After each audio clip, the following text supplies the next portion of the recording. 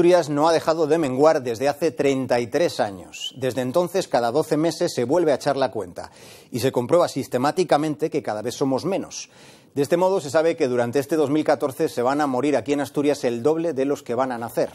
Estamos ante lo que podríamos definir como un inquietante páramo demográfico. Habrá a quien le cueste reconocerlo, la tozudez es muy atrevida, pero esto es un hecho. Las únicas buenas noticias en este proceso trascendente de la demografía han sido las llegadas de los inmigrantes.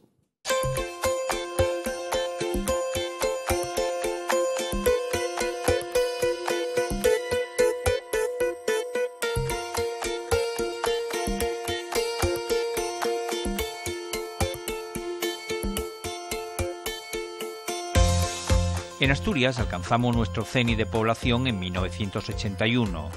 Ese año éramos 1.129.556 habitantes.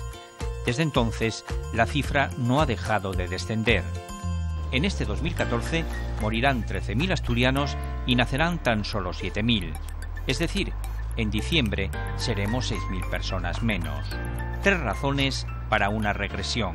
Es una población envejecida. Es una población con bajas tasas de fecundidad y a la vez es una población con altas esperanzas medias de vida al nacer. Que crezcan los ancianos más que los niños parece un poco inquietante. ¿Algún mecanismo en la sociedad está fallando? Tampoco es sencilla la solución.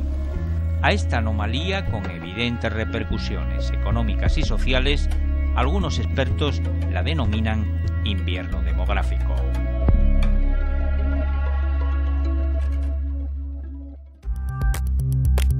Esta es la gráfica de la evolución demográfica de un siglo en el Principado. Las líneas verdes son los nacimientos y las rojas las defunciones. Hasta los años 80, el crecimiento demográfico en Asturias era positivo. 2 hitos excepcionales. En 1918, la pandemia de la gripe y los 3 años de la Guerra Civil del 36 al 39. Al margen de esos periodos, el movimiento es considerado como natural. En el año 1985 se produce un punto de inflexión y empieza a haber un crecimiento vegetativo negativo. Mueren más personas de las que nacen. Si estamos en pleno declive desde hace 25 años, nos preguntamos por qué la población se mantuvo estable. Y la respuesta es concluyente, porque hemos tenido más llegadas de inmigrantes del exterior que ciudadanos que se hayan ido desde Asturias hacia afuera. Es decir, es un cambio estructural ya escrito en el pasado, porque nuestras pautas de reproducción escriben el presente y el corto plazo inmediato. Es decir, cómo nos hemos reproducido nos va prediciendo la pirámide demográfica, y las únicas sorpresas que hay en esa pirámide, en el caso de una región, son los flujos migratorios. Esos flujos migratorios son los que nos han permitido salvar los muebles y no caer por debajo del 1.000.000 de habitantes. El caso es que no estamos solos en el problema demográfico. Un país necesita mantener una natalidad de 2,1 hijos para reemplazar su población actual. En Europa, la tasa es de 1,3 y se estima que para el año 2030 el continente europeo tendrá un déficit de 20 millones de trabajadores. Viviremos más, es cierto, pero seremos menos y además tendremos una población con un número muy elevado de dependientes. Aquí tenemos, por ejemplo, los índices de envejecimiento. En azul, el de España, cómo ha evolucionado desde comienzo de los 90 hasta el año 2012, y en rojo tenemos el de Asturias. Como vemos, a partir del comienzo del siglo XXI hay un aumento del nivel de envejecimiento de Asturias mayor que el de España. España y Asturias tienen un problema, pero Asturias más acentuado. La pérdida de población es un problema. Y el envejecimiento es otro problema. Sumados, yo creo que para Asturias constituyen quizá el asunto de más difícil solución, no solo en la actualidad, sino a corto, medio y largo plazo. Es un gravísimo problema. El tinetense Ramiro Lomba se acerca a la demografía desde una perspectiva estrictamente económica. Para el director de la Sociedad Asturiana de Estudios Económicos e Industriales, la mejor política natalista es la estabilidad laboral. Si hay actividad económica y si hay estabilidad en el mercado laboral, por ejemplo, pues las parejas jóvenes pueden tener hijos. Si no tienen estabilidad, difícilmente van a tener hijos a una edad temprana, y cuando se empiezan a tener los primeros hijos con 30 y pico de años, pues difícilmente llegan los segundos y los terceros. Bueno, chicos, dejen de tanto hablar y vengan, que vamos a comer un poco de pollo. Aquellos inmigrantes que afluían al Principado, no siempre bienvenidos, a razón de 8.000 al año, atenuaban el retroceso demográfico y aliviaban las tasas negativas de natalidad. En 2009, con la crisis, dejaron de llegar. Aportaron recursos a la seguridad social y encima también aportaron hijos, porque es importante destacarlo. Una de las causas del repunte de la demografía en el periodo 98-2007 fue precisamente la contribución a la reproducción de las mujeres emigrantes. ¿Cuántos niños hay aquí que son de otros países? A ver, ¿Silla? Yo, 2. En época de bonanza, el 4% de la población en Asturias era extranjera. De los 7.000 bebés que nacían cada año, 500 eran de madre foránea, es decir, un 7%. Y eso que los inmigrantes representaban el 4% de la población. En Asturias no tenemos una agricultura intensiva en mano de obra, no tenemos una construcción intensiva en mano de obra, son dos de los sectores básicos a los que venían a trabajar los inmigrantes, pero sí han estado llegando más inmigrantes de la gente que se marchaba de Asturias, y de hecho han estado equilibrando la población. La reubicación de la población en Asturias perjudica de manera ostensible a la zona rural y a las cuencas mineras, que han perdido, entre la del Nalón y la del Caudal, unos 20.000 habitantes en los últimos 15 años, en beneficio de ciudades como Gijón o de la zona central de Asturias. Por su parte, el área central ganó en la última década 30.000 habitantes, absorbiendo el 27% de la población de Asturias. Casos singulares, como la Fresneda, entidad dormitorio nacida al amparo de su situación estratégica a finales de los años 80, cuenta hoy con 4.000 habitantes, una población que aumenta cada año. Las cuencas mineras, en una etapa de bonanza como la anterior, entre 1999 y 2009, perdieron unos 20.000 habitantes. La cuenca del Nalón y la del Caudal. La del Caudal más que la del Nalón. Oviedo, en el extremo contrario, y el entorno de Oviedo, ya hablo de los espacios también de Siero, Llanera, Noreña, ganaron 30.000 habitantes. Los perdidos por la cuenca minera y los perdidos por las áreas rurales. De las 6 barriadas que hay en Ciaño, la de San Antonio es tal vez la más castigada por el despoblamiento. En los 22 pabellones construidos en 1957 por el régimen franquista llegaron a vivir 500 personas.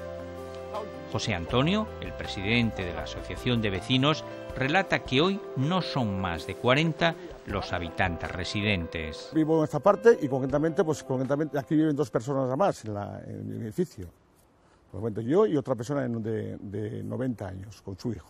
Cuando los porcentajes de población de mayores de 65 años supera el 30, incluso el 35% en amplias zonas de Europa, esa gente va a demandar servicios que difícilmente la sociedad pueda asumir. Por tanto, sí es un problema de primera magnitud en el ámbito europeo. Parece mentira, pero lo que el hombre posterga se convierte años más tarde en recurso turístico. Así es como, a través de un folleto, oferta la Concejalía de Turismo del Ayuntamiento de Grado la ruta por los pueblos abandonados del concejo.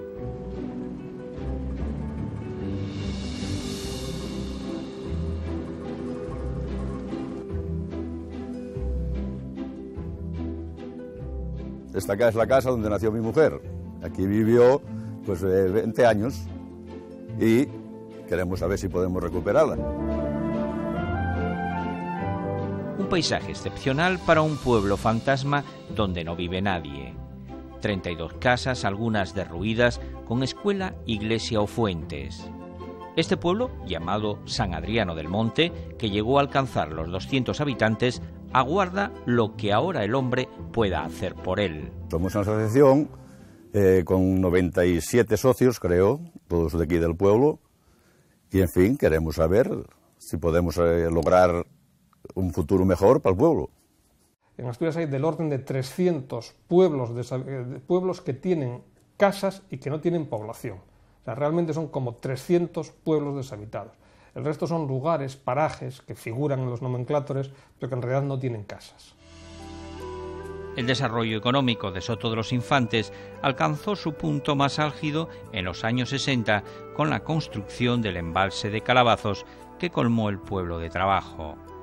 Por aquel entonces tenía 300 moradores. Hoy en Soto de los Infantes no hay infantes. Hace 17 años que no nace ninguno en la localidad.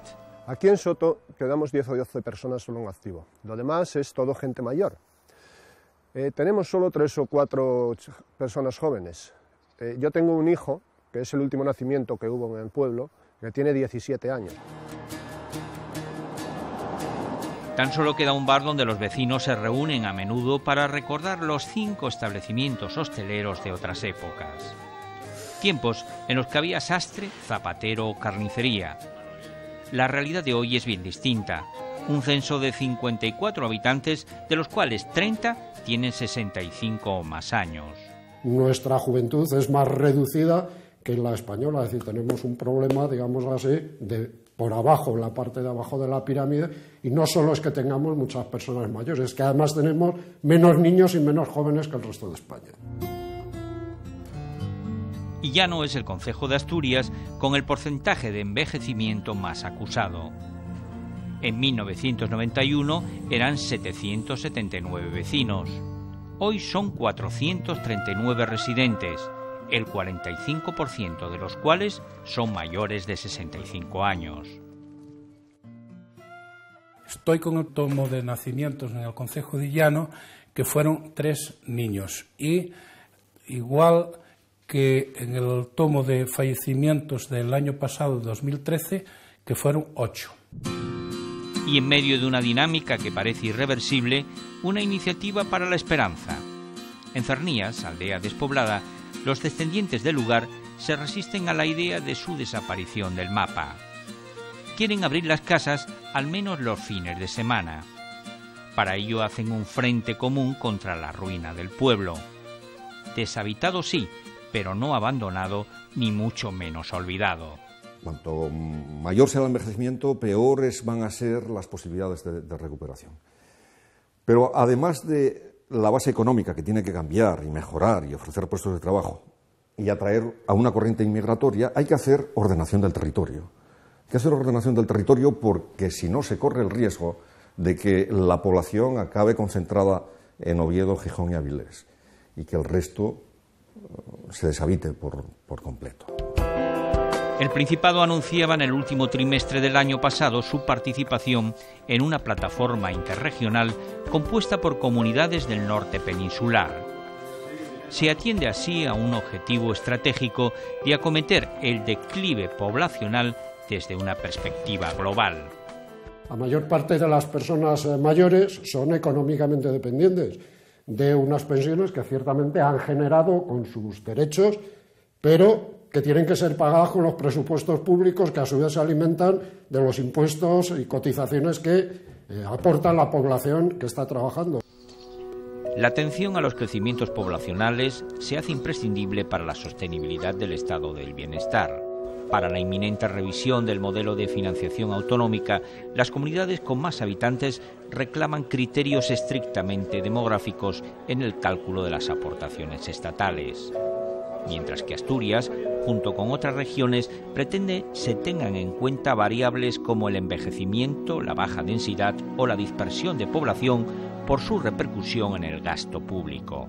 No pueden cambiarse ni las dinámicas ni las estructuras económicas de un día para otro con simples herramientas políticas. Estas tienen una incidencia, digamos, limitada, mejor o peor, dependiendo de lo buenas o malas que sean las políticas, pero no podemos esperar que las políticas cambien una sociedad y sus dinámicas económicas y demográficas de la noche a la mañana. El invertirlo solamente está en manos de los propios ciudadanos que puedan tener más o menos hijos.